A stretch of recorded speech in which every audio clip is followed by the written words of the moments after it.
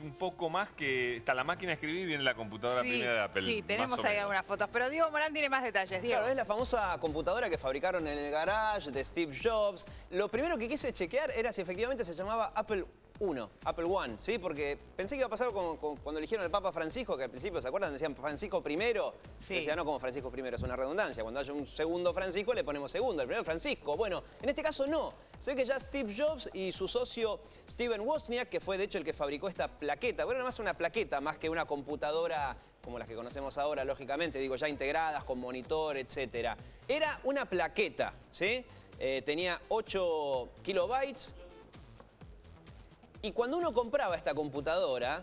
Esta porquería no se podía comprar. Bueno, así todo en el año 76, cuando salió a la venta, había solo 50, se pusieron 50 a la venta. Costaba $666. ¿La gente compraba esto?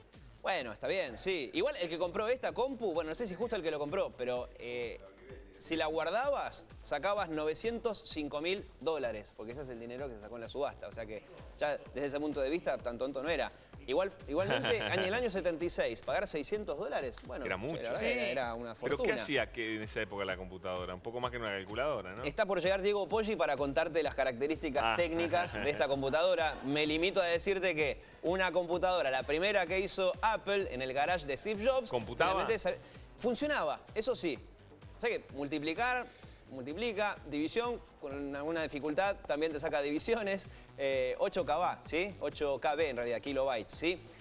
¿Quién la compró, se sabe? La compró el Museo Henry Ford de Michigan. Ajá. ¿Para qué? Hemos enviado a alguien a Estados Unidos para que averigüe qué van a hacer. La van a exhibir, sí, lógicamente, en un museo, pero uno dice Museo Henry Ford, uno se imaginaba autopartes nada más. Escúchame, no son muy diferentes lo quieren. de las que había en mi colegio cuando yo fui al colegio. Había un gabinete de computación. Pero nadie entendía qué pasaba ahí adentro. Era todo blanco y negro en esa época, ¿no? Y era todo blanco y negro. No, digo, la vida era blanco y negro cuando iba a Pablo todo era blanco y negro. Se le cayó la almanaque a Pablo Duval. En mi época también estaba la sala de computación, pero no había eso, no había máquinas de escribir. Pero más o menos le pasaba. ¿Usted es de la época de la máquina de escribir? Más bien, sí, claro, por supuesto. Yo creo en el primario, sí, el famoso gabinete cuando era primaria, nos hicieron hacer una fila, había una sola computadora, hicieron fila y todos íbamos y tocábamos una teclita. ¡Tic! Y seguíamos caminando. Y trataban de que nos digan, no, apuntada a la larga, que era la barra espaciadora, como para que no se rompa. Sí, había unos nerds que estudiaban programación. Nosotros nos burlábamos, hoy dominan el mundo. Hoy dominan el mundo. Claramente, Solo que claramente se equivocó. Ahora se llaman hipsters y dominan el mundo. ¿No? Les hacía bullying en ese momento.